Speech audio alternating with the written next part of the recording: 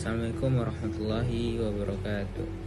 Perkenalkan, nama saya Fatur Rahman dengan NIM 2510409033. Jadi di sini saya akan membahas kasus atau berita tentang siswa SMP terjerat pinjaman online dan judi online. Dikutip dari Tirto ID tanggal 28 bulan 10 2025, kasus pelajar terjerat judi online semakin memprihatinkan dan menunjukkan lemahnya perlindungan negara terhadap generasi muda. Salah satunya kasus ini dialami oleh Hafiz umur 19 yang kecanduan judi online sehingga dia menjual barang-barang milik keluarganya. Peristiwa serupa juga dialami oleh siswa SMP di Kulon Progo yang sampai terlilit utang sebesar 4 juta rupiah. Data dari PPATK mencatat pada kuartal pertama tahun 2025, pelajar usia 10-16 tahun tercatat melakukan deposit judol sebesar lebih dari 2,2 miliar. Sementara usia 17-19 tahun mencapai 47,9 miliar. Fakta ini menjadi alarm keras bahwa penyebaran judol di kalangan pelajar sudah pada tahap mengkhawatirkan dan membutuhkan tindakan tegas dari pemerintah.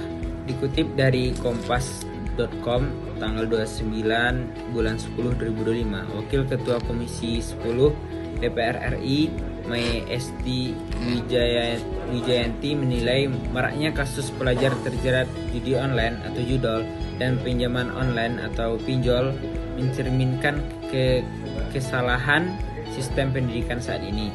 Ia menilai bahwa ketika siswa SMP sudah mengenal pinjaman online dan judi online, berarti ada kekeliruan yang terjadi dalam membina generasi muda. Esti menyoroti bahwa sekolah masih fokus dan masih sibuk terhadap ujian akademik, tetapi tidak memberi literasi digital dan pembinaan karakter.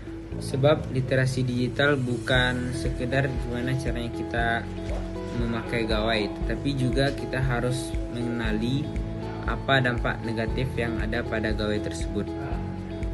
Fenomena ini menurut Esti menunjukkan adanya krisis literasi digital dan lemahnya pengawasan sosial, sehingga keterlibatan anak dalam judol harus dilihat sebagai dampak dari sistem pendidikan yang belum siap menghadapi tantangan di era digital.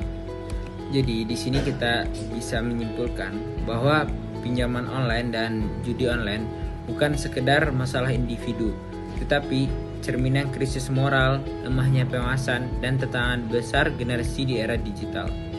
Dari pandangan Islam, judi dan riba yang terkandung pada pinjaman online itu sudah jelas hukumnya haram dan dapat merusak akal, harta, dan masa depan seorang muslim. Al-Quran telah menegaskan bahwa judi adalah perbuatannya setan. Sebagaimana Allah telah berfirman pada surat Al-Maidah ayat 90 yang berbunyi, A'udzu billahi minasyaitonir rajim. Bismillahirrahmanirrahim. Ya ayyuhalladzina amanu innamal khamru wal maisiru wal الأنصاب والأزلام رجس من عمل الشيطان فاجتنبوه لعلكم تفلحون. Artinya ialah, wahai orang-orang yang beriman, sesungguhnya minuman keras, berjudi dan menyembah berhala dan mengundi nasib dengan anak panah adalah perbuatan keji dan termasuk perbuatan setan. Maka jauhilah perbuatan-perbuatan itu agar kamu beruntung. Jadi, secara keseluruhan, kasus ini mengingatkan kita bahwa pendidikan moral dan agama harus berjalan seiring dengan berkembangnya teknologi. Tanpa pondasi iman, teknologi dapat menjadi pintu kerusakan. Namun, dengan bimbingan Islam, generasi muda dapat tumbuh sebagai generasi yang cerdas secara digital, kuat akhlaknya, dan tidak mudah terjerumus dalam praktik-praktik yang telah dilarang oleh agama Islam. Jadi mungkin sekian penjelasan atau pembahasan materi atau pembahasan tentang berita itu kasus judi online pada anak SMP. Mungkin sekian yang dapat saya sampaikan. Mohon maaf kalau ada kesalahan. Wabillahi taufik wal hidayah. Assalamualaikum warahmatullahi wabarakatuh.